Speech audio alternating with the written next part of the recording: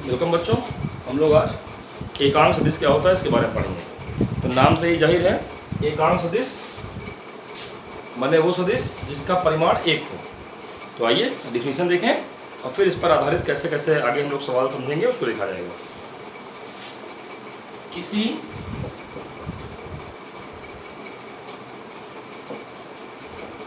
दिए गए सदिश की दिशा में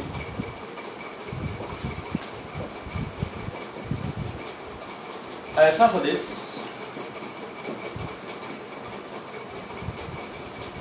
जिसका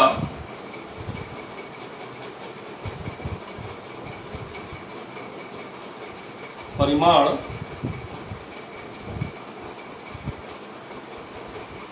एकांक हो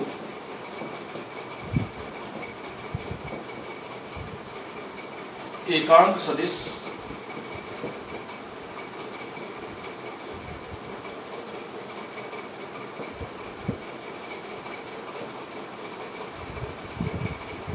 कहलाता है। तो स्पष्ट है बच्चों, ऐसा सदिश जिसका परिमाण एक हो, यूनिट हो, उसको हम एकांक सदिश कहते हैं। तो स्पष्ट है कि किसी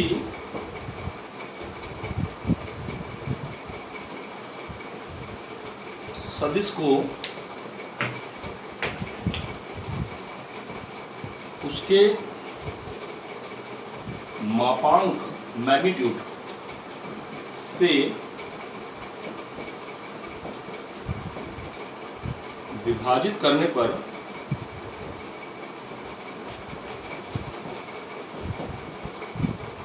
एकांक सदिश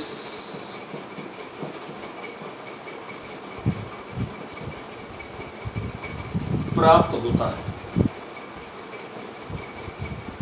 जैसे कोई सदिश ए है, उसको उसी के मापांक से अगर हम डिवाइड कर दें तो हमको एक कैप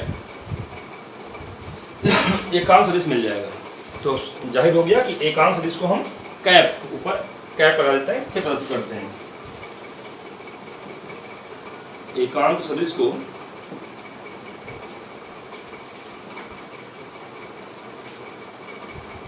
एक कैप से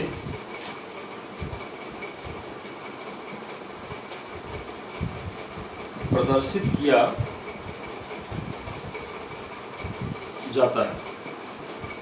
इसको एक उदाहरण के रूप में समझाएं आपको हम, तो बात जल्दी समझ में आ जाएगी। यदि एक फोर्स है 25 न्यूटन और दिशा इसकी उत्तर की ओर है,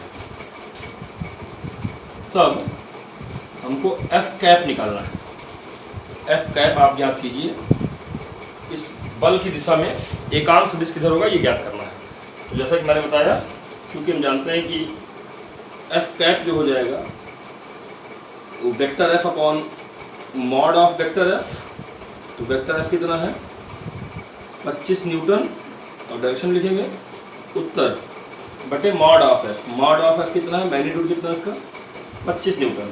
तो ऑब्वियसली एफ कैप कितना आ गया 25 न्यूटन से 25 न्यूटन कट गया 1, और दिशा की तरफ आ गई उत्तर की तरफ। तो इसको देख के आपको क्लियर हो गया होगा कि एकांक सदिश जो होता है उसका परिमाण एक होता है, इसका कोई मात्रक नहीं होता है, और दिशा वही होता है जो दिए गए वेक्टर की होती है। स्पष्ट है कि एकांक सदिश का परिमाण एक व दिशा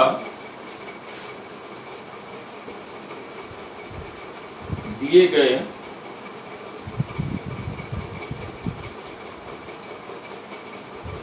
सदिश की ओर होती है।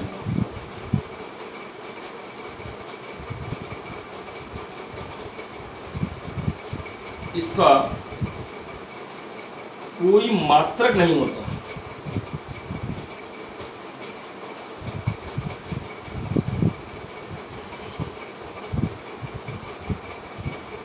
उसका कोई मात्रक नहीं होता। तो ये आपके दिमाग में एकांश सदिश क्या होता है और कैसे निकाला जाता है बात ध्यान में आ गई होगी।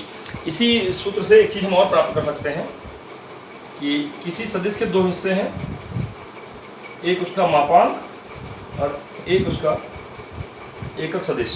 तो एकक सदिश का ये दोनों फार्मूला बड़ा ही उपयोगी है, काम का है, जिसके आधार पर हम लोग सवाल लगाते और जानते हैं। आइए आपको आज लंब कोणिक एकक सदिश के बारे में बताएं। लंब कोणिक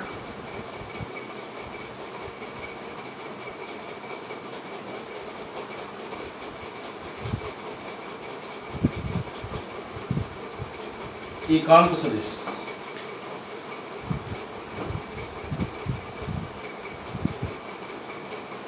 तो नाम से जाहिर है कि यहाँ पर लंब कोणिक एकांक सदिश में कुछ लंब जैसी चीज़ें होंगी। हाँ, बिल्कुल सही बात है कि आपने तीन कोऑर्डिनेट, तीन आपने एक्सिस पढ़े हैं, X axis, Y axis, Z axis. तो इनकी दिशाओं में परस्पर तीन एकांक सदिश क्रमशः I cap, J cap, K cap लिए जाते हैं। इन्हीं के सेट को हम लंब कोणिक एकांक सदिश कहते हैं। तो क्रमशः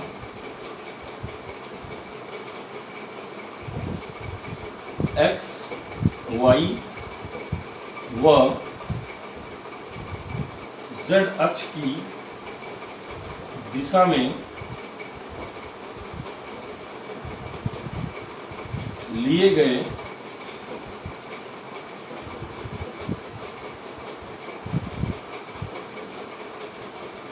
एकांक सदिशों आई कैप, जे कैप व के कैप को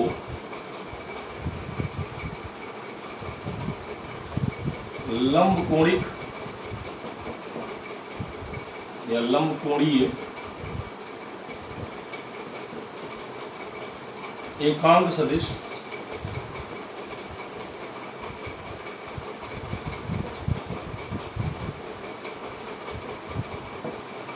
कहते हैं। तो ये बात ध्यान में आ गई होगी आपको। अब आपको किसी समतल में, टू डायमेंशन में किसी वेक्टर का रिप्रेजेंटेशन कैसे किया जाता है उसको समझाने का प्रयास कर रहे हैं। तो समतल में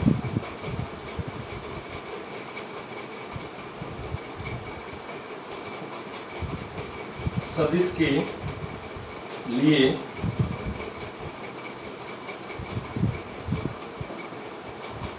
एकांक सदिश, यहाँ पर देखिए एक प्लेन दिखाई पड़ रहा है, ये एक्स एक्सिस, वाई एक्सिस। यहाँ पर एक सदिश ए है जिसका एक्स एक्सिस के साथ एंगल थीटा है। इसको हम ओपी से रिप्रेजेंट कर रहे हैं। यहाँ से एक परपेंडिकुलर ड्रॉप कर दें, यहाँ पे ये एम हो गया। इधर जो परपेंडिकुलर ड्रॉप हो रहा है इसको हम एन नाम दे रहे हैं। अब यहाँ पर जो इसका घटक कंपोनेंट इस डायरेक्शन में होगा वो ए एक्स, और वाई एक्सिस पे जो कंपोनेंट इसका नाम दिया जाएगा ए वाई। घटक से तात्पर्य किसी वेक्टर का किसी दिशा में क्या प्रभाव पड़ता है, इसे हम उसका घटक या कंपोनेंट वेक्टर बोलते हैं। तो ए का एक्स एक्सिस पे प्रभाव ए एक्स और वेक्टर ए का वाई एक्सिस पे प्रभाव ए वाई, दो लंब कोणिक घटक के रूप में इसको हम दिखाना है। यदि सदिश ए के लंब कोणीय घटक ए एक्स व ए वाई हो तो सदिश ए को आप ए एक्स और ए वाई के रूप में लिख सकते हैं।